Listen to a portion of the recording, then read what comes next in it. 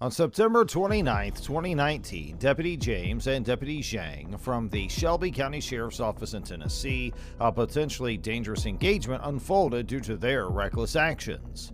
The incident began when the officers responded to a call regarding a package theft based on doorbell camera footage. The complainant, Mr. Aaron Branch's girlfriend's mother, alleged that a neighbor had taken a package from her porch. Upon arriving at the scene, Deputy James and Deputy Zhang engaged with the witnesses, specifically Ms. Vernita Eccles, who identified the neighbor across the street as a suspect. She further mentioned that the neighbor might have a bench warrant for her arrest. Within minutes, the officers made their way across the street to confront the neighbor, seemingly without validating the claims made by the callers. Surprisingly, Deputy James immediately announced his intention to arrest the neighbor without properly investigating the situation. It was during this engagement that Mr. Branch, the original recorder of the incident, arrived on the scene while openly carrying a firearm on his hip. He questioned the officers about the package's ownership, leading to Deputy James ordering him to disarm for officer safety. However, Tennessee law permits citizens to bear arms for self-defense, and there's no requirement to disarm themselves around officers unless there's a legitimate safety concern. Yeah. Okay, now that box that came off the front porch, did y'all see a name on that box by any chance? We didn't get a chance to look at it because it was stolen before we got a chance. Now if we show you guys what the box looked like. How you doing, sir? Are you an officer, sir? Put your hands up, man. I don't need to put my hands up. This is for officer safety. I don't need to put my hands up. Put your hands up, dude. The situation escalated as Deputy James unholstered his firearm, which Mr. Branch rightly challenged. This action was unnecessary and potentially dangerous escalation, as Mr. Branch was not displaying any behavior that indicated he posed a threat to the officers. Deputy James cited a state statute to justify his actions, but his interpretation was flawed considering the circumstances. Furthermore, the officers threatened to arrest Mr. Branch and his girlfriend for disorderly conduct, despite being on private property. The proper procedures, you're supposed to ask if he has his handgun permit. You don't know the part. Okay, yes, I do. Hey, yes, I do. We went to the class. Yes, I do. I don't need to keep my Put your gun away. Yes, put your gun away. This is for officer safety. You asked to see his permit. Okay, can he just step in the house then? No, I need that car. We're not talking to you, man. No, my car right now. We're not talking to you right now. We're not talking to you right now. Go in the right house then. I don't need to go in there. I haven't committed a crime. now. You have a permit. I do have a permit. Where's your permit? Amber, record Officer James. We're gonna make a star today. I'm gonna make a star out of James today. I'm gonna make you a star, James. I'm gonna make you a star today. Step away, man. We're not talking to you. Okay. Let me see your permit. Okay. Keep this arm up. Let me see your permit. I don't need to keep anything. I can do whatever the This officer, no sir. do whatever you do. Police officers are in your presence. The First Amendment protects speech on private property, and the officer's threats infringed upon this right. Legal precedents underline the special protection for personal liberties within one's home. The officer's subsequent behavior with an unidentified woman, initially detained due to the reported theft, raises Fourth Amendment concerns. While reasonable suspicion justified her initial detention, the officers extended her handcuffed detention in a police cruiser even after she provided evidence that could have dispelled their suspicions. Courts have ruled that such extended detentions could transform investigative stops into arrest, violating the Fourth Amendment. There it is. That's not, Okay. that's not You go to law school? I did go to law school. Okay, did you pass the bar? I did So pass you're a the bar. lawyer? I am a lawyer. Okay. I don't have to Just disarm go in the myself. house. That's not how the Just law go in the works. house. Come here. I'm not Come here. going anywhere with Come you. here. Just go I in have the not house. committed a crime. They know I haven't committed a crime. Okay, They know I have not Amber. committed a crime. Amber, I want you to record them. I'm gonna make stars out of both of them. ahead. James and Zing. I'm gonna make big stars out of them. I love tyrants. I love tyrants like yourself. Either you step inside or you go to I'm jail. a private. I'm a law-abiding citizen. 5, 4, I'm not your child. Wait, hold on, wait. Go I'm not his child. Bro, you're not scaring nobody with that fucking permit. question or whatever. You're not talking about. Despite these issues, Mr. Branch managed to de-escalate the situation through assertive dialogue. He challenged the officers' actions while maintaining composure and asserting his rights. Eventually, the officers released the detained woman, but not without her being held for an excessive duration. Now, let's move on to the next investigation. In an incident that occurred on July 3, 2021, officers from the Elkhart Police Department were called to respond to a disturbance at a hotel in Elkhart, Indiana.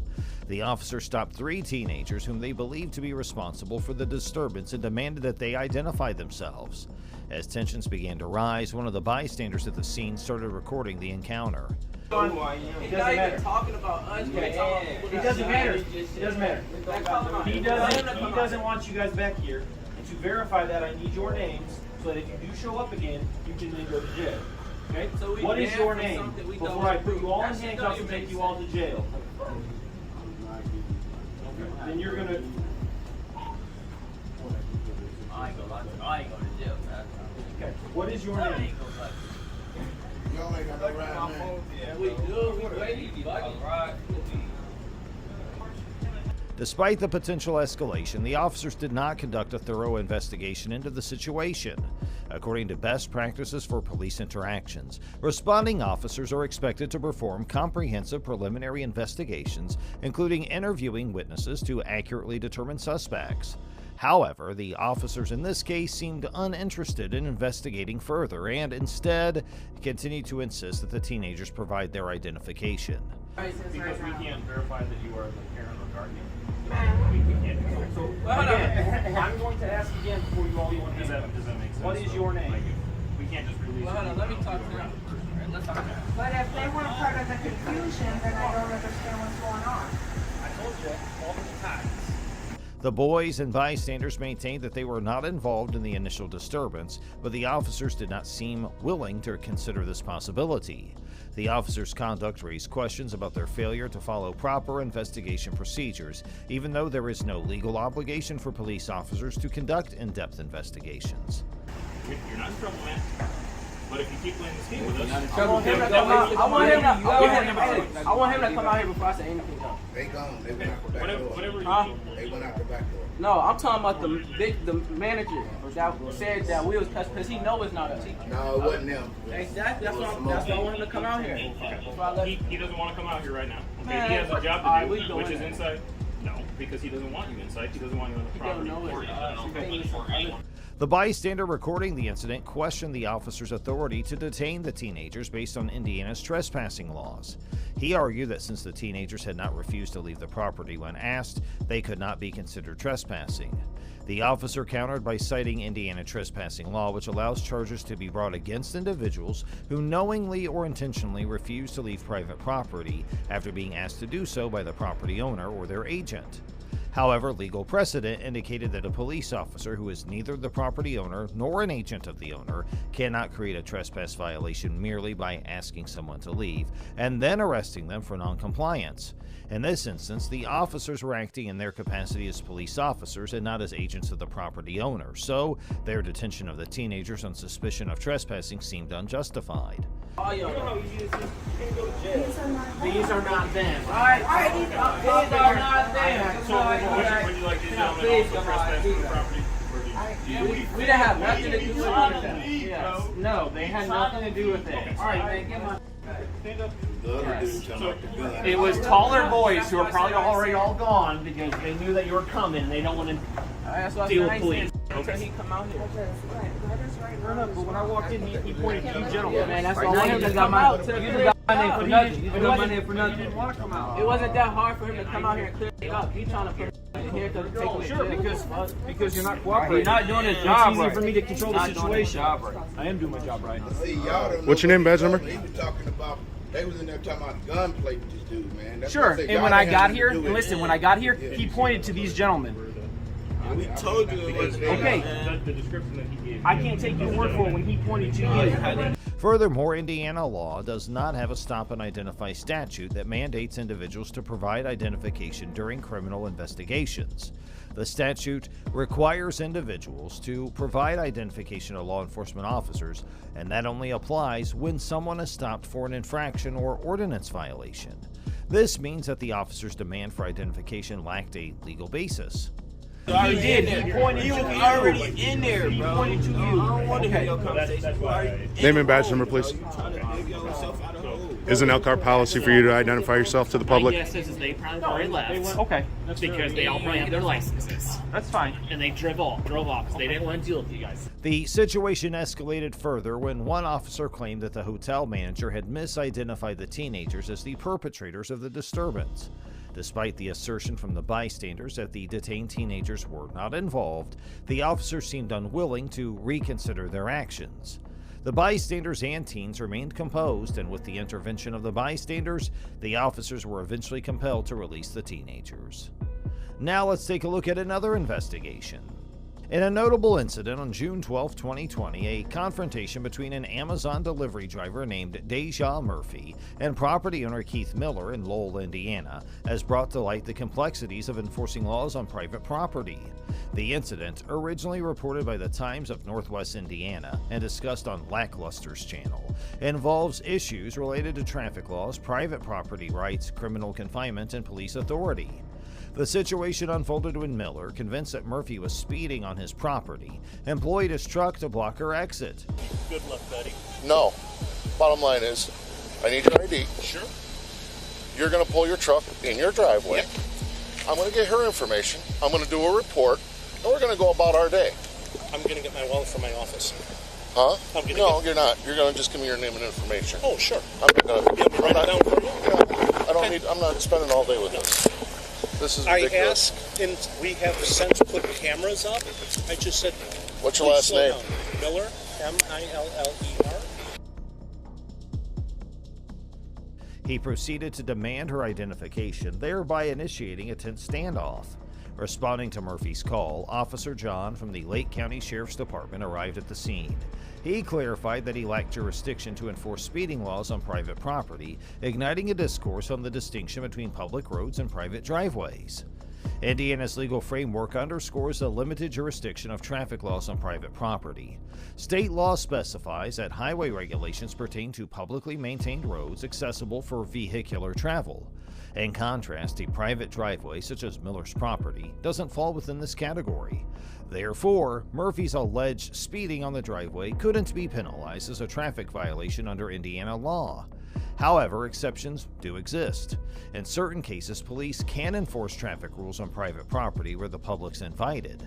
This enforcement relies on local ordinances and agreements between property owners and law enforcement authorities. These provisions empower the police to regulate traffic and parking on private property under specific circumstances. Thank you. Sorry. Pull forward.